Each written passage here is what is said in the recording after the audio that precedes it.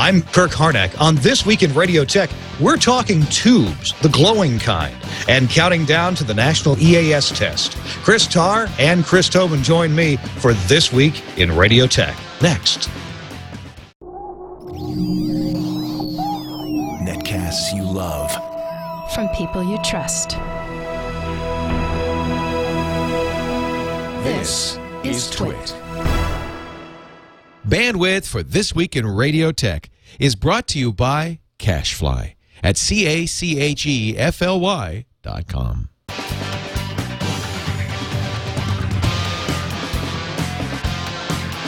This is This Week in Radio Tech, episode 104, recorded October 26th, 2011. Kiss My EAS. This Week in Radio Tech is brought to you by Omnia Audio and the new Omnia 11. Big market radio engineers are calling it effortlessly loud. Check it out on the web at omniaaudio.com. It's time for This Week in Radio Tech. Hi, good afternoon, good evening, good morning, wherever you are. I'm Kirk Harnack, host of the show, and glad you're here. This is the show where we talk about radio technology and all the stuff that goes between the laser pickup on the CD player or the head on the hard drive or the stylus on the end of the tone arm, and takes it all the way to the transmitter and even out to the folks listening. Yeah, we're the guys who try to make all that radio stuff work. Radio's been around for, 80, 90 years or so, almost 100. We should do a history show on this one time. We ought to get an expert in on that. Speaking of experts, I got two of them with me. I'm not. I just try to host the show. We have the best-dressed engineer in radio from Manhattan, New York City. It's Chris Tobin. Hello, Chris. How are you? I am well, Kirk. And yourself? Feeling well? I'm lovely. I'm lovely. Good to see you again. Just saw you last Saturday. Yes, that was a great panel. I had a good time. I hope you did. I did. I enjoyed hearing what you had to say. Oh, good. Tell us why you're qualified to talk to us on TWiRT. Well, let's see. Last 26 years of doing radio in the New York metro area and other parts of the country. Worked at two major radio networks, and now I'm running a audio-video codec company. I guess that's about the best way to put it. All right. We have lots of experience to send to them, and lots of experience to help us out on this show as well. So you still have your hand a little bit in radio engineering. You're consulting here and there, aren't you? Somebody call you up. You talk to them. All right. Oh, yeah. I'm working with two radio stations right now, building out transmitter sites and some studio studio STLs. Yep. Gotcha. Well, then also we have with us a guy who actually does radio work all day long. And on weekends, too, sometimes. It's Chris Tarr from Muckwonago, Wisconsin. Hey, Chris, glad you're back. Well, thank you. I'm the president of nothing, except for maybe my own fan club. I'm the director of engineering for Intercom's radio stations in Madison and Milwaukee. There are 5 FMs, 1 AM. I also do contract work all over the place, mostly for AM stations, and are a frequent writer for Radio Guide magazine, and also doing stuff here on TWiRT. Cool. Aren't you on the radio from time to time on Door County Station or something? I am usually on Sundays from 10 to 3 at FM 1069, thelodge.com. I'm also, by the way, doing a presentation if you're an SBE member into streaming for radio broadcast. Check out the SBE site. I'll be doing a webinar in December on how to stream stations for radio. That's very cool. Will you share that information with us here, too, or have you already? I think we've talked about it a couple of times, but this will be actually start to finish, choosing providers, setting up the infrastructure to stream. Should be a very good session. Well, good deal. Well, hey, closer to the date, tell us, or do you have to register for that? Do you go to the SBE website and register? Yeah, it's actually already up. It should already be up on the SBE website. You can register for it there. Gotcha. All right. SBE.org is the site, right? Yeah. Oh, I like the lower third. Thanks, Burke. Yes, SBE.org is the website. Jeez. All right. Well, I'm sorry. It's got me tickled there, that lower third. Oh, my goodness. Okay, well, let's get on with the show. This is This Week in Radio Tech, where we talk about radio tech. And on the subjects today, there's a number of things to talk about. I want to spend a couple of minutes talking about what happened this past Friday night. It was a celebration, a salute to the 50th anniversary of FM stereo. And so there was a panel on a nice program that was put together in Lower Manhattan in the Tribeca area. And on this panel, this co-chaired by David Bialik and also Scott Feibush, both of whom have been on this show before. But here are the participants in the panel. This is a who's who of FM radio. Dick Burton was on the panel, and he was an original member of the FM Stereo Committee. Hey, now, Chris Starr, I know you weren't there. Chris Tobin, you weren't at this event, were you? I didn't run into you there, did I?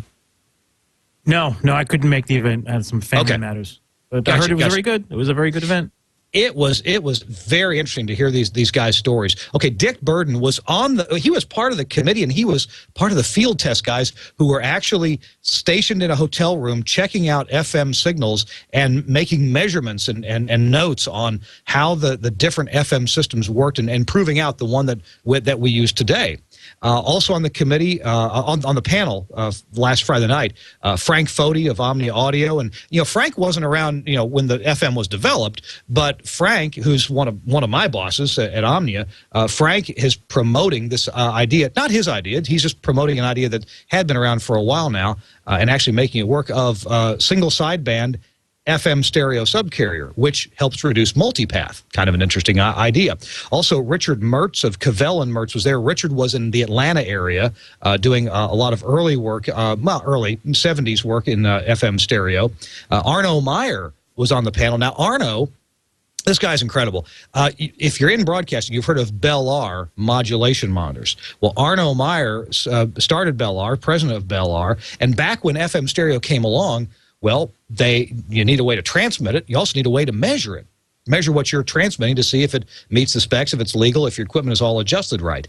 And, hey, nowadays equipment is so modern that there's really not much in terms of adjustment. Setting a pilot level and a modulation level is about it. But back then, there were a lot of tweaks you had to make to get things just right on the air. And so Arno with Bell R really was very inventive in coming up with proper ways to measure things. Hey, Robert Orban was on the panel.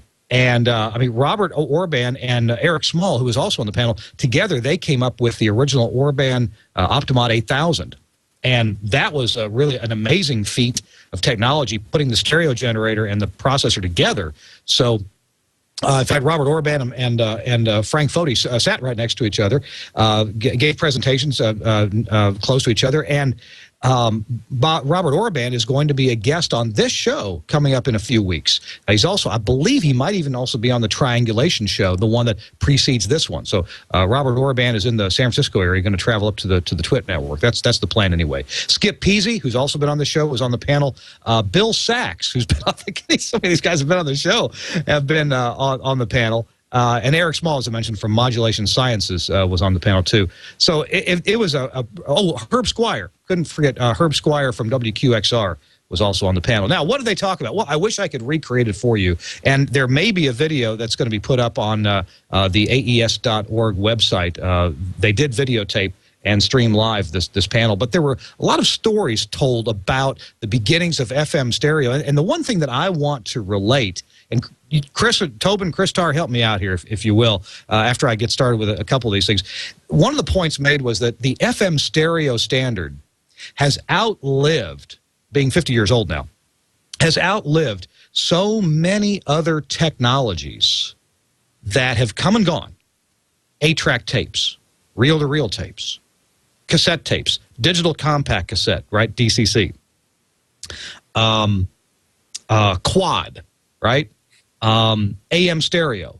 The things that I'm mentioning have well, with the exception of open reel tape, all of these things have come and gone, while FM stereo continues to be the standard. And what's interesting, DAT, there you go, Eric Duckman in the chat room says DAT tapes, come and gone, yeah, during the FM stereo area. DLT, I don't remember what that is. Is that like a BLT? String and 2 cups, no, Alex. So, and not only is FM stereo a standard in the U.S., it's a standard in all the countries around the world I can think of. Now, some countries use 50 microsecond pre-emphasis and some use 75 microsecond pre-emphasis. But other than that, the way we do FM stereo is standard everywhere in the world. Chris Tarr, Chris Tobin, you guys got any more notions on things that have come and gone in that time? There was a whole page full of stuff on the screen. I just can't remember what they all were. Oh, no, you the top ones. Yeah, as I say, you could have a whole show on what's come and gone between then. But I think it says something for how solid that standard was, or continues to be, and how well it works. It's easy now to conceptualize FM stereo now that it's been created and we've worked with it. But think about all of the design and thought that had to go into creating this, and all of the barriers that you had to overcome to get there. I mean, it's amazing that it even works at all. And the fascinating thing is it worked so well that it remains a standard today. Yep, I would agree that it does actually work very well. It ain't perfect, but in an analog world and with real world gear, it actually does work really well. The early stereo generators were only capable of producing something like 27.5 dB of separation, left to right channel, and so when the FM stereo rules were written, the FCC only required 27.5 dB of separation. I hope I got that number right. I think I do.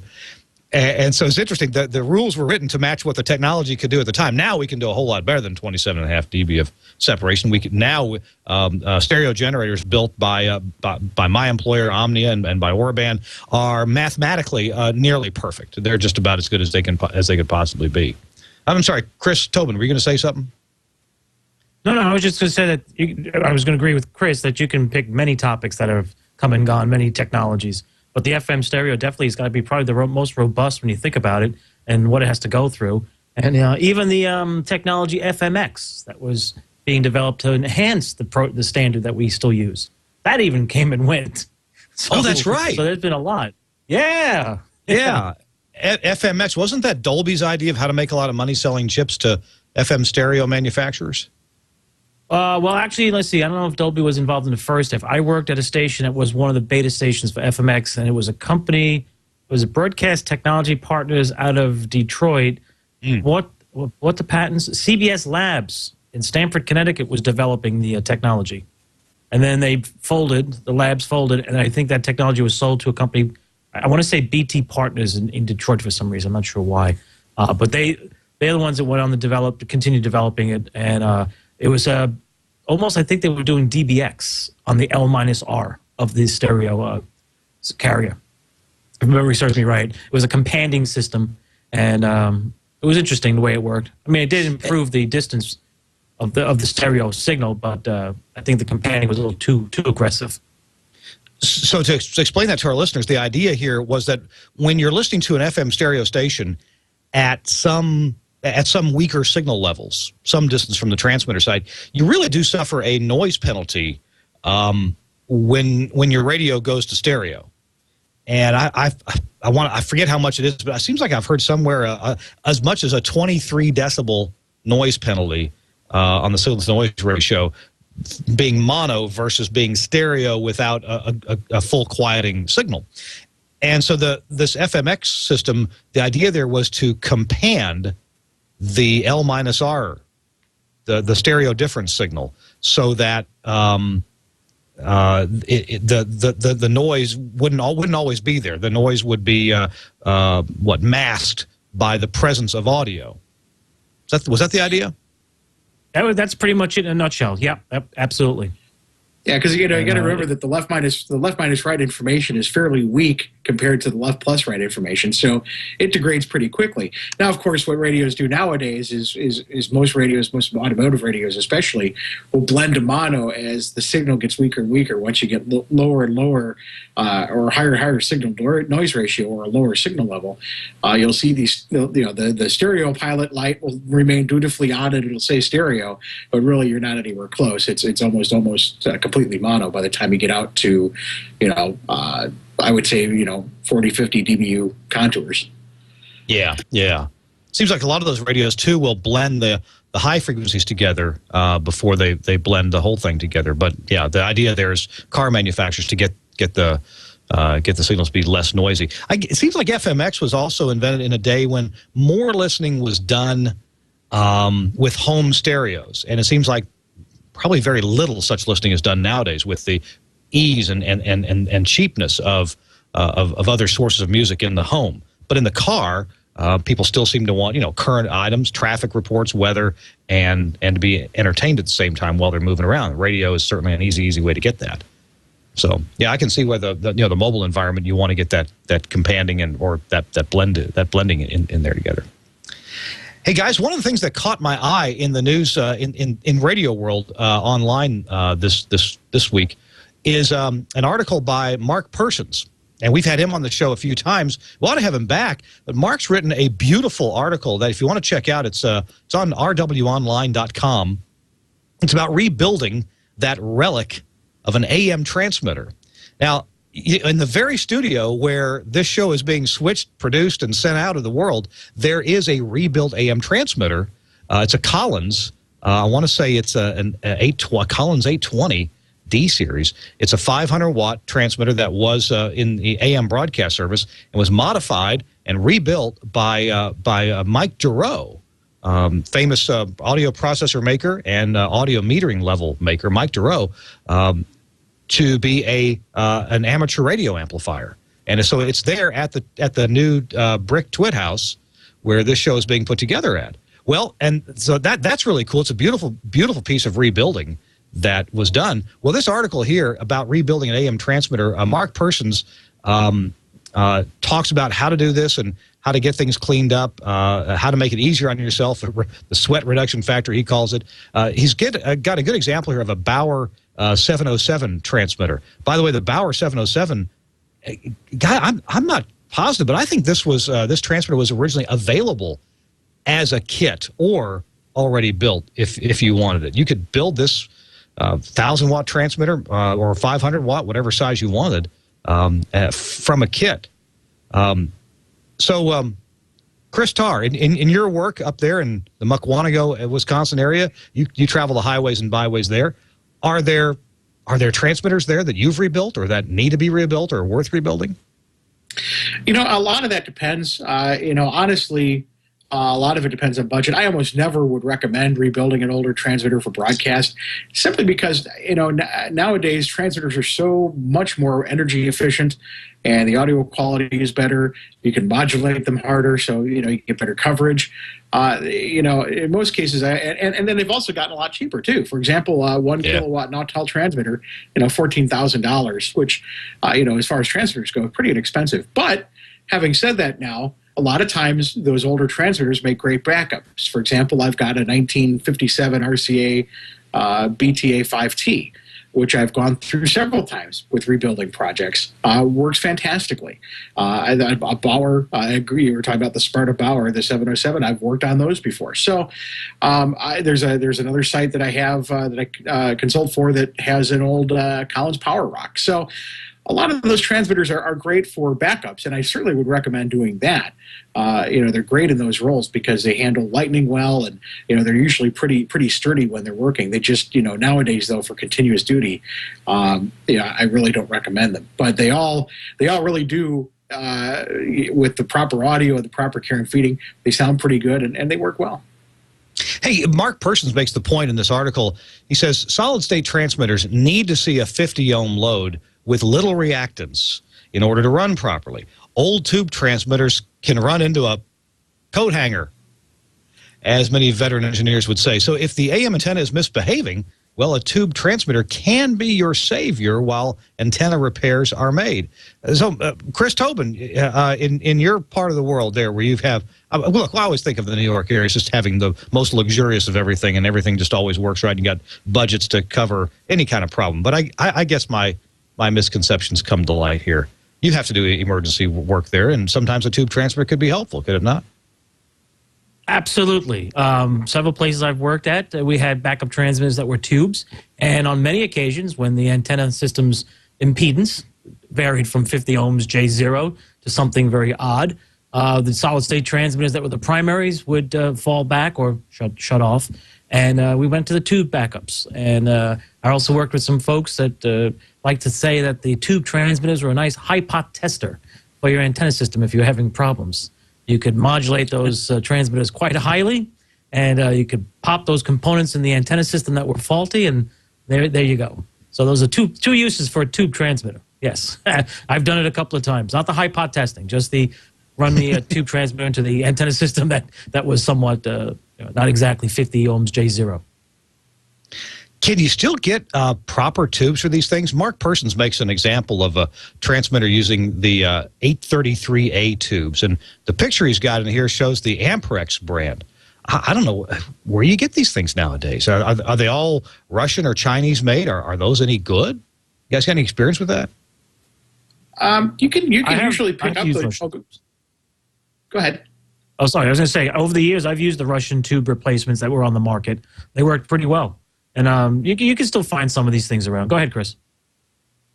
I was going to say a lot of manufacturers where you'd buy FM tubes from, Richardson Electronics, places like that, also carry those tubes or either the Russian equivalents or whatever. So they're really not hard to come by. And in fact, a lot of times too, you can find stations that had these old transmitters that had stocked up on new old stock. And sometimes those tubes aren't very good, but sometimes it's just enough to get you going. So I haven't really found that digging up tubes has been too difficult. You bring up a good point there. As we have the end of an era that's, well, I say that we're reaching it. We may have already passed it, the end of the era of AM tube transmitters. Yeah, I know there's some out there still operating, especially some high power ones, but that haven't been replaced with solid state ones yet. But this idea of new old stock, I love finding new old stock. When I was doing engineering work on a real regular basis, it was exciting to go into a station that had a transmitter problem and then go searching around the cabinetry and see if I could find any parts for it. And lo and behold, you'd open a box up, and there was not opened in 20 years was a fresh 833A tube or a 4-400 tube or 4500 tube. That's a pretty cool feeling to pull that out and realize nobody's touched this thing in 20 years. And here I'm going to try to make it work in the transmitter. And you know what? Every one I ever tried, the new old stock, that they all worked. I can't recall a single one that something had gone. I guess they could get gassy over time if they had a tiny leak. In 20 years, the vacuum could go away, and then you wouldn't have a very good tube. That's a pretty neat feeling. Chris, well, either one of you guys, how many tube type transmitters are you still taking care of? I guess high power FMs typically could still have tubes in them. Yeah, I've got several high power FMs, and then I have that one RCA that's mine, and then I have two AMs that I do some consulting work for, and they both have backup tubes transmitters. So I still get my hands in them quite a bit, and I enjoy it. I love those transmitters; they're a lot of fun to work on. Yeah, I got a couple of folks that I'm working with that still have tubes, and there's something to be said about that. It's fun when you're working them, tuning them up, and peaking and dipping the meters and making things happen. It's a lot of fun, unlike some of the solid state, which just basically is power on. That's it. I know a lot of people think I'm goofy, but here I am. I'm smiling ear to ear because this article by Mark Persons in RW Online. These pictures of these big tubes there's just something very satisfying about having this piece of gear, and it's got electronics in it, basic electronics. It's got big capacitors and big coils and big transformers and maybe big diodes, maybe even mercury vapor rectifiers. The kind that glow purple when they're trying to pass electricity one way and not the other way. And then you've got big tuning control. These transmitters just kind of feel manly, and then you've got the tubes, right? And you know that the tubes are working because they emit just the right glow. If you ever walked up upon a transmitter with a couple of 833 tubes and the center is it's got a round cherry red, you think, ooh, man, that's a little bit too hot. Something's wrong here. Maybe the tuning's off.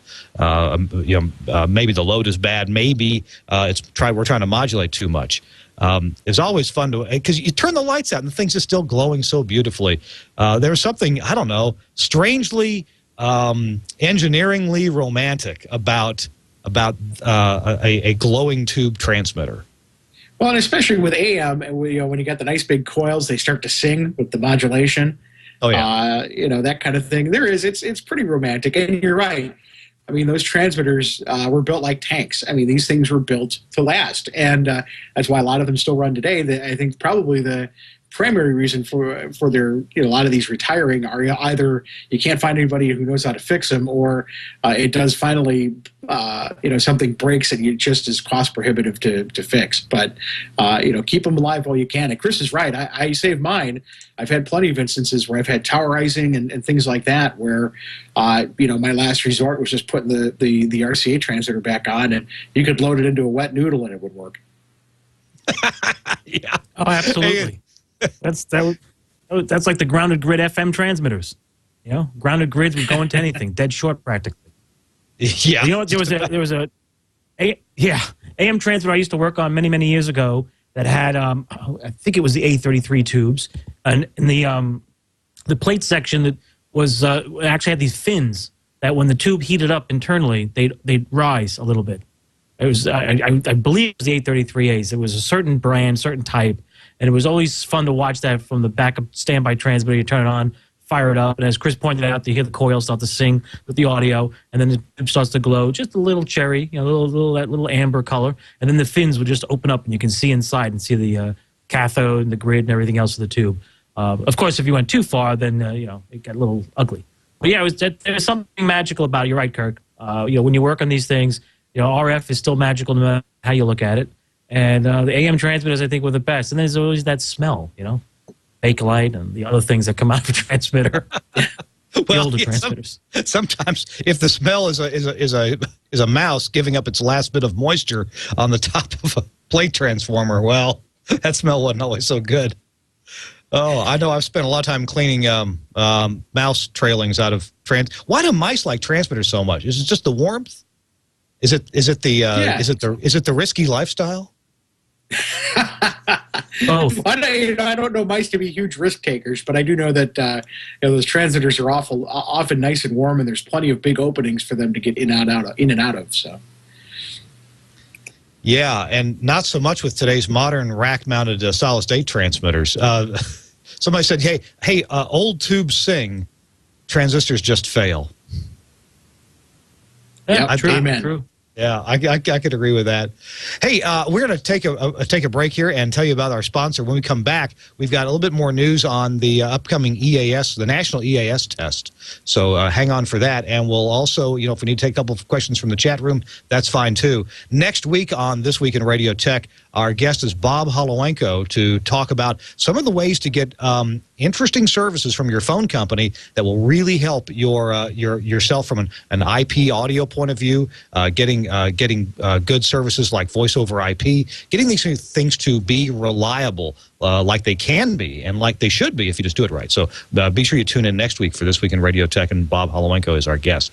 Our program is brought to you by my employer and my friends at Omnia Audio.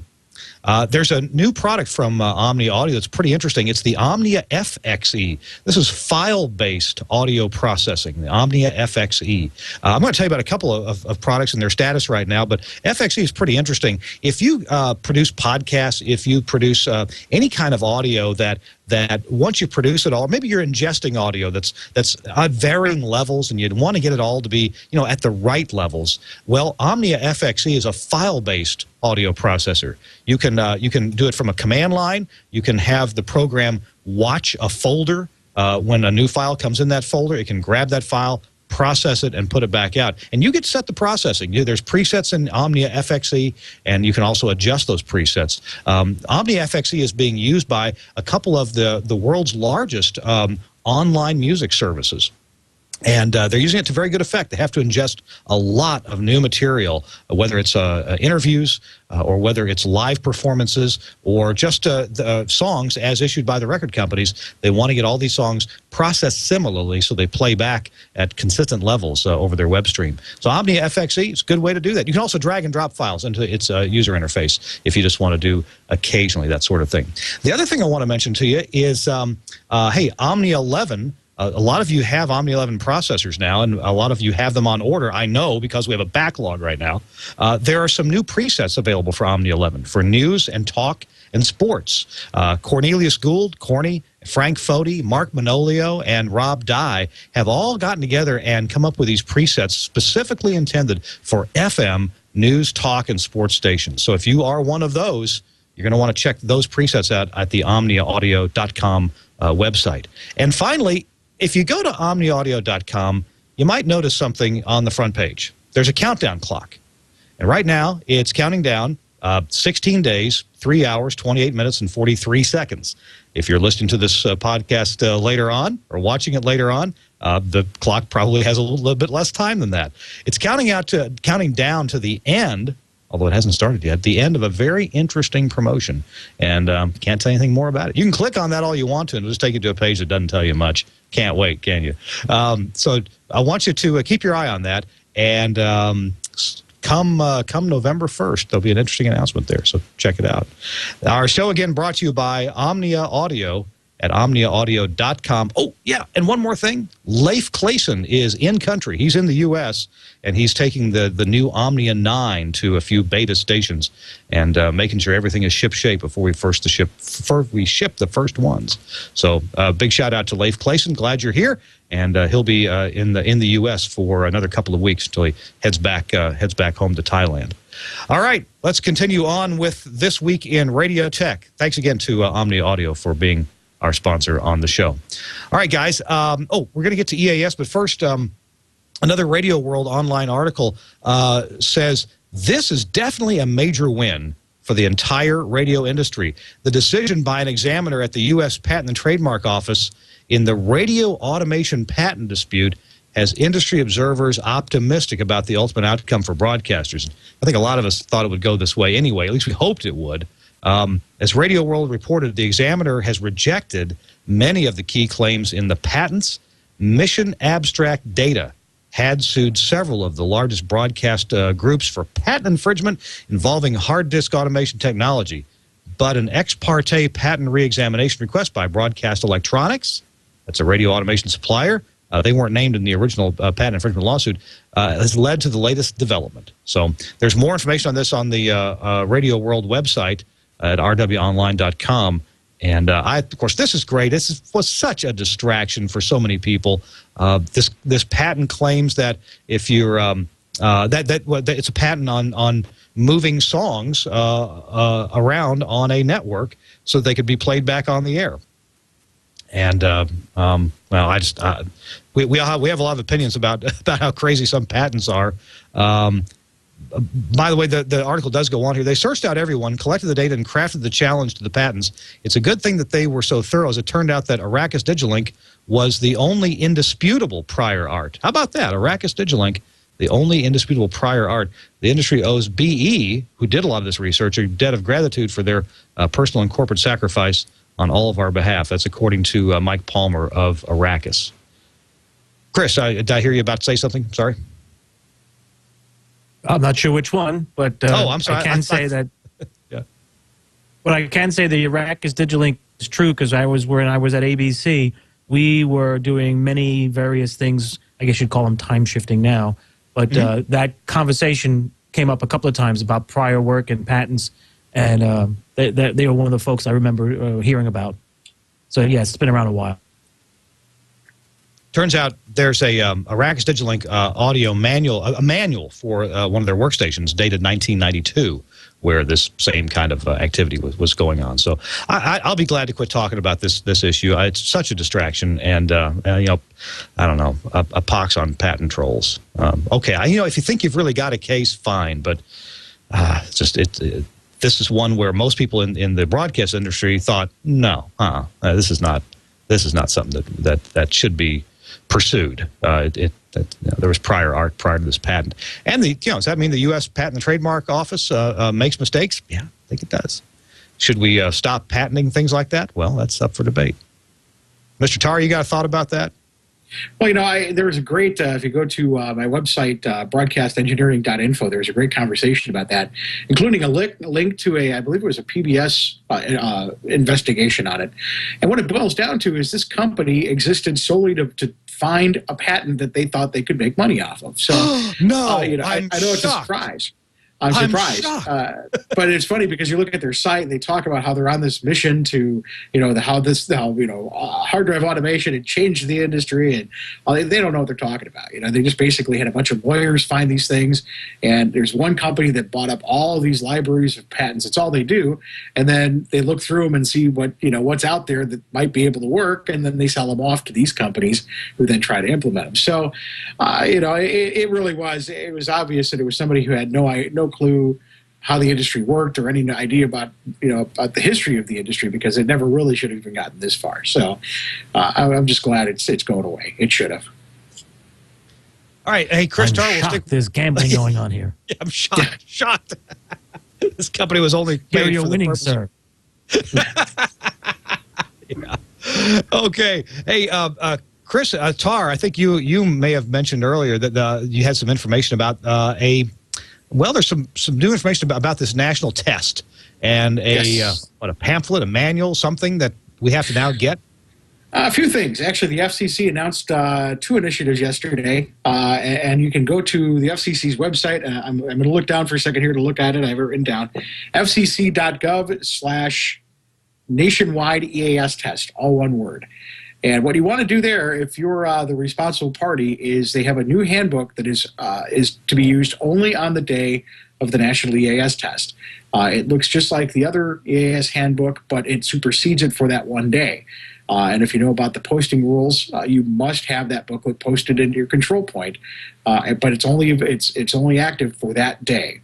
So grab that, download that. They also have the information on the website and how to register your station, because as you know, the FCC is going to require you to register your station, and then after the test runs, you have to go back in and file either file paperwork, real paper and mail it in. I don't know who do that, or do it online and fill out a quick survey and put in some information about how the test worked.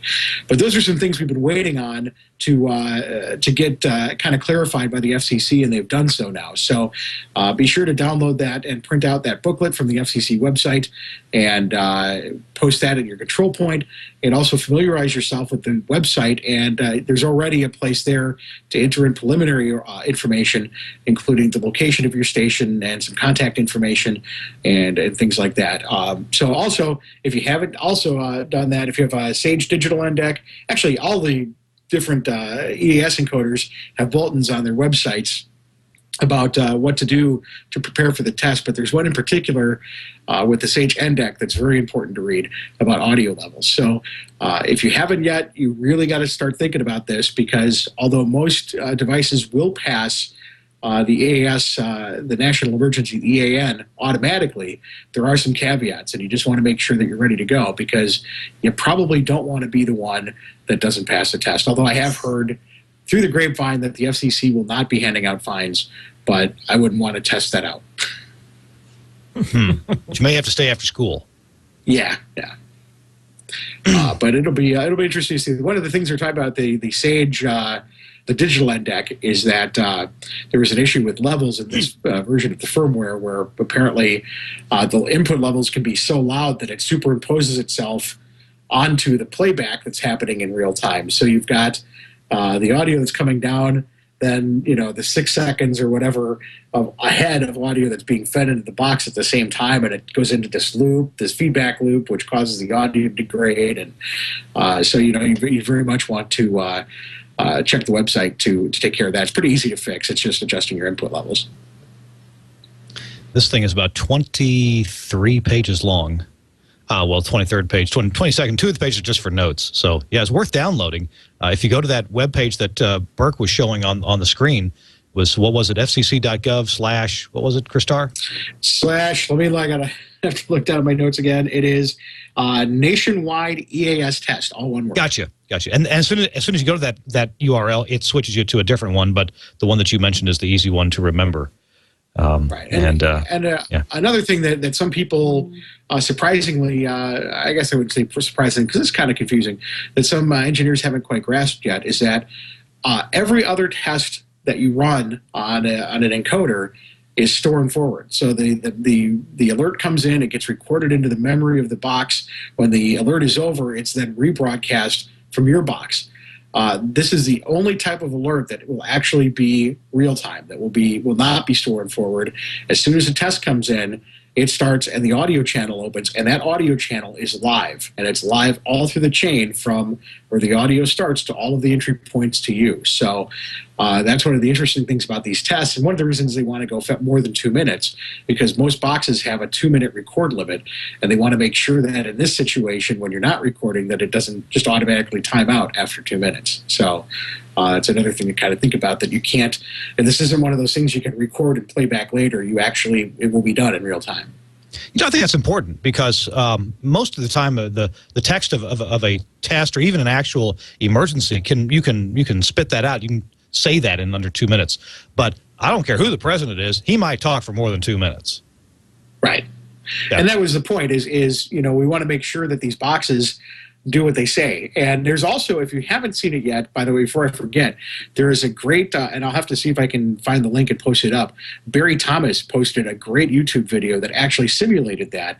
He had a Sage specially configured to, which you can't normally do under normal circumstances, but had one modified to actually transmit the EAN and had a receiver, and actually went through a 3.5-minute test with the box to show you what would happen and the series of events that would happen when this test comes. And it was real enlightening.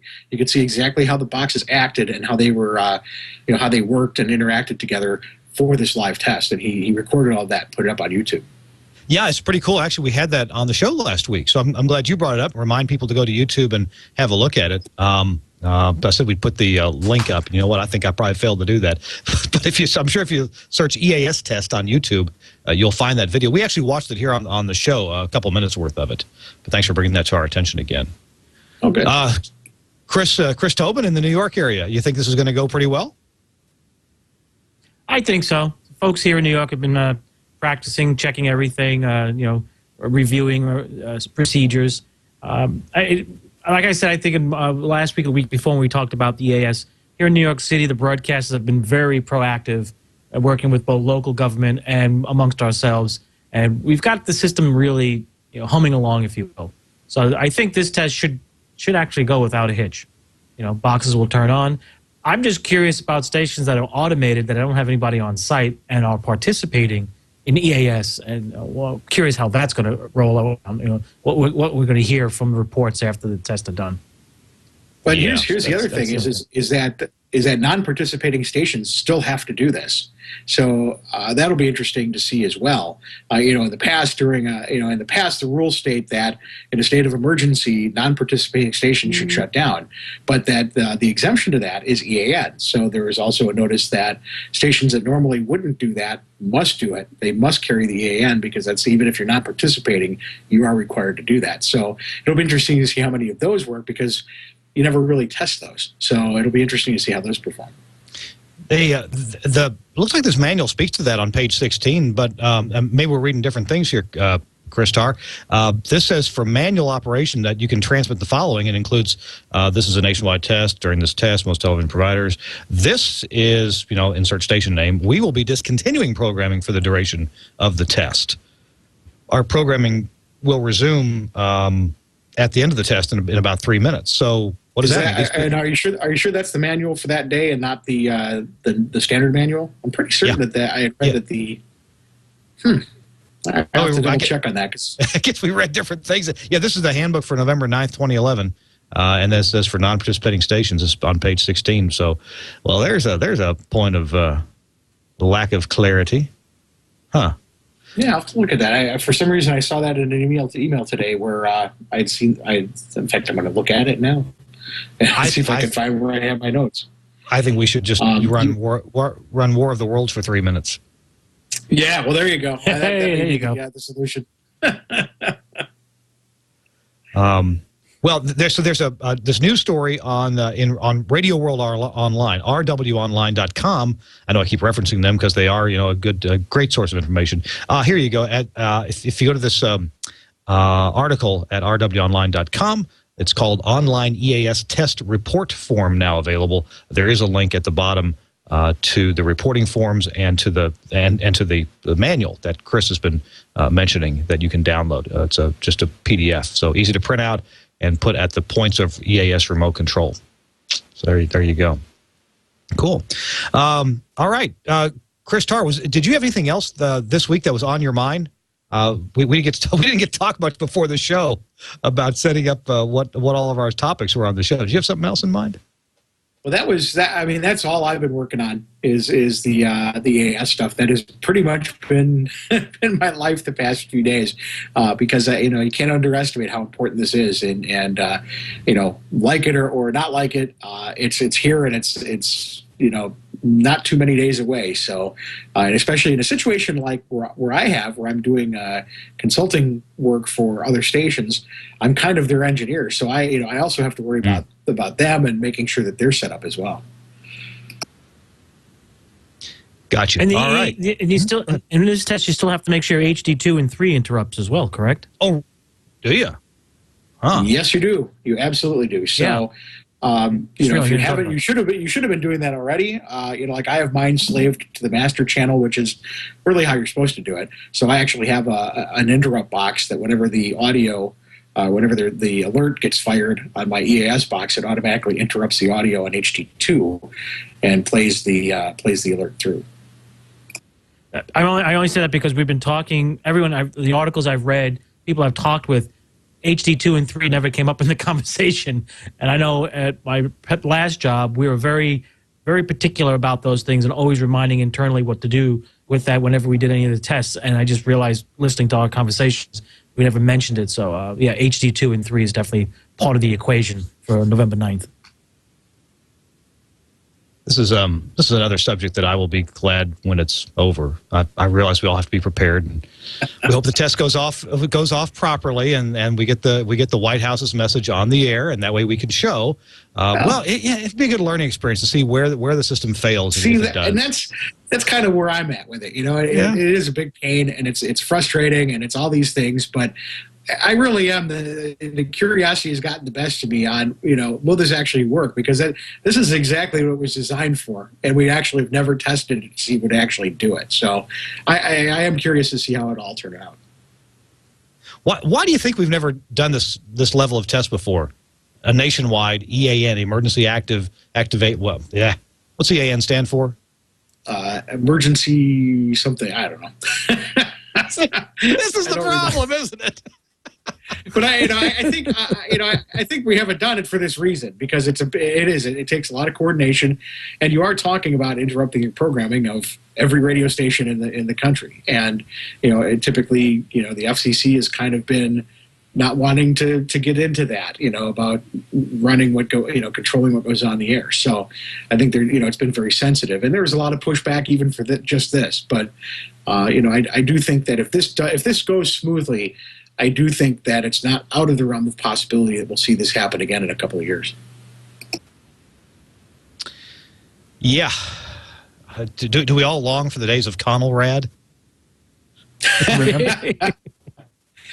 You see, there's something else that was never tested. We never had an actual test of Conelrad.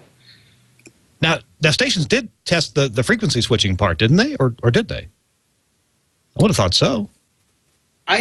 Since I wasn't doing it back then, I don't have any notes of it ever happening. I don't, on any of my engineering notes for the stations that I've had, I've never seen any notes about transmitters actually having done it. I know that I work with transmitters that can, but I haven't seen any notes that they've actually ever did. Yeah, I would have to agree. I worked at several stations with Conelrad transmitters with the switches on them, but none of the logbooks dating back, way back, indicated any tests were ever done. So it turns out EAN, thank you, Wikipedia, does stand for Emergency Action Notification. 3 words that normally would not roll off my tongue. Emergency Action Notification. And that's what EAN stands for. And that is one of the same codes that has never been tested. It says it can only be activated by the president or their representative, like the vice president. And so it's, of course, it's the EAS system that carries the emergency action notification. Here's something else interesting that they keep talking about is a possibility that the end of message headers won't get sent, and instructions on how to take care of that. Why is it a possibility that they won't get sent? I think it has to do with the fact that, in theory, they should be fine. It's, they're saying that it really shouldn't be an issue, but there's a possibility because of the relaying that somewhere along the line, one of the boxes in the daisy chain will turn off and stop sending the alert before the EOM is sent. In most cases, most devices should automatically, from what I'm understanding, should automatically put an EOM on there. But they are saying, giving you instructions on what to do if that doesn't happen. So again, if you like, for example, with me, where I have stations where they don't have an engineer, I have to instruct whoever's there on what to do if that situation arises. And then, of course, with my stations, I'll be there to make sure that happens. Yeah. Yeah, I think in this case, it's called an emergency action termination. It has its own same code, EAT, as opposed, well, you use the term EOM, which is a good old radio engineering term for any kind of end of message, EOM, whether it's a 25 hertz tone on a reel-to-reel tape, or a tone on a cart machine, or a simulated or virtual tone on a automation playback computer system. But I've heard that too. And stations are to absolutely wait, I guess, until maybe wrong programming comes down the line before they take any action to get their Sage or other brand of boxes out of the line and return the normal programming themselves. So that I don't know. That makes me uncomfortable that somebody is so unsure that this is a possible, or so sure that this possibility that the test may not terminate properly and stations automatically return to normal programming. I don't know that it's that they're thinking that it's a huge possibility. I think it is a possibility. And again, we've never tested it, so we just don't know. So it's kind of covering all those bases. It's like, well, you should get you should get the end tones, but if you don't, here's what you need to do if that happens. So it's just so many things that are up in the air with this because it's never been done at this scale. It's kind of like, well, all the engineers think it should work just fine, but here's a list of things that could go wrong. In the chat room, N6LV says he was in the Ground Observer Corps back in the mid-'50s. Conelrad was taken very seriously back then, and so I'm pretty sure the stations I engineered for prior to my being there, because it was all EBS when I came along in engineering, but they had done the switching, the Conelrad switching, and that was back in the day when enemy bombers could use AM broadcast signals to home in on towns that the whole town may turn the lights out and go dark so that enemy bombers couldn't see them, right? But if the AM radio stations were still on the air, then the enemy bombers could home in on them and find them. So I guess the part of the idea of Conelrad was that you'd either go off the air and quit transmitting, thereby quit providing a homing beacon to the bombers, or you would switch to one of two frequencies that were the only two frequencies on the air across the country. And with all these stations on the air on these two frequencies, one was at the lower end of the AM band, one was up at the upper end of the AM band, then it would confuse the bombers. They couldn't home in on any one particular one because there was just so much RF out there carrying this. So is that a decent explanation, or am I just all washed up? Yeah, there's a website. No, that's probably the best way. That's the best explanation. That's exactly what it was. Because a lot of times you could say, well, for example, in Chicago, 890 WLS. So if you want to bomb Chicago in the dark, home in on 890. The two frequencies, by the way, I believe were 640 and 1240 for the two Conelrad. Yes. I think you're right. There's a website. Stood for, oh, sorry. I was going to say Conelrad stood for Control of Electromagnetic Radiation. Ah, okay. Sure enough. Yeah. Again, Wikipedia is your friend. It even had its own logo. There's a website, conelrad.com, that is fairly interesting, too, with a lot of old, reprints of old stuff that they had back in the Cold War days. Yep. All right. Well, guys, we've beat this subject to death. I hope we've learned something about it. We certainly learned where to go on the interwebs to get information. If you're a broadcaster, if you're a broadcast engineer or a program director, it's your responsibility to make sure that this test happens correctly at your radio station. There are a couple of different web resources. One of them was fcc.gov/ what, Christar? National EAS Test. fcc.gov/National EAS Test. That is if you got to go somewhere, that's the place I would certainly go for plenty of information. And download and print. Yeah. Download and print the handbook that's required just for November the 9th. After November the 9th, you can burn it if you want to. But and then there's a reporting structure. You're supposed to report how the test went for you. You won't be penalized if it didn't go well. You won't even have to go stand in the corner. At least the FCC won't make you do that. All right? And then there's this video that's on YouTube that we looked at a bit of last week. Show notes? Yeah, maybe we'll do that this week. All right. Guys, we're out of time, and I want to promote the fact that next week on This Week in Radio Tech, we're going to have Bob Holowenko as our guest, and then he's going to be talking to us about some telephone company services that you may not know about to get yourself some better services for your radio station. Make your IP telephony more what am I trying to say? More reliable. Make it, if you use IP audio to transmitter sites or to do remote broadcasts, can make that more reliable too. So Bob will tell us about that. Also coming up, another Bob, and that is Bob Orban will be our guest sometime in the coming weeks. So we look forward to hearing from him. And also, we have agreement now with a really famous gentleman in the radio industry, and that is Jeff Mendenhall. Jeff has agreed to come on our show. Jeff spent the day today, in fact, with Tom Ray. That's why Tom's not on the show at this time. Tom was installing some new modifications to his Harris transmitters in New York City to install that system where they can control the carrier level and save you some money, and see if it's compatible also with HD radio, which Tom Ray does at WOR. So Jeff Mendenhall was there, and he's agreed to be on our show as well.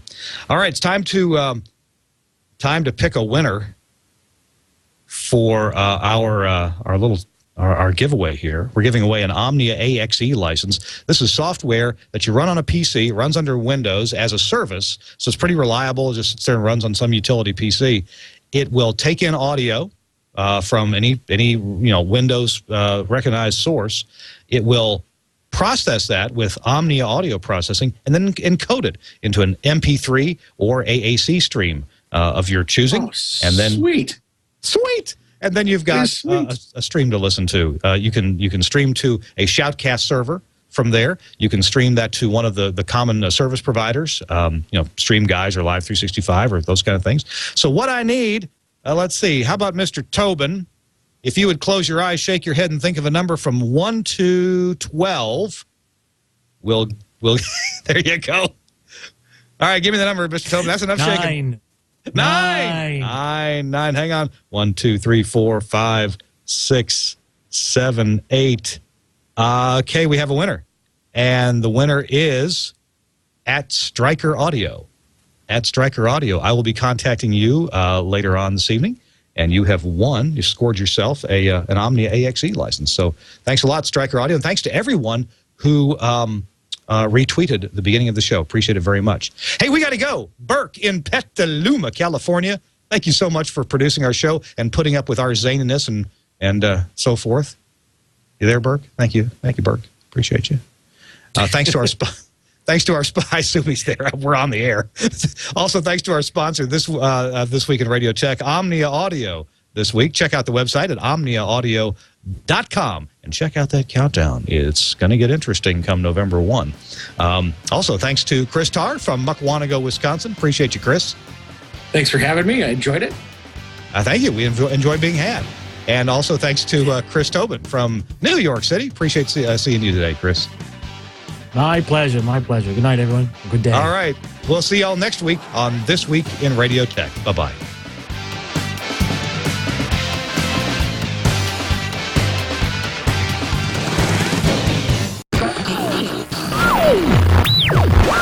Yay! I know what it feels like to be Madonna.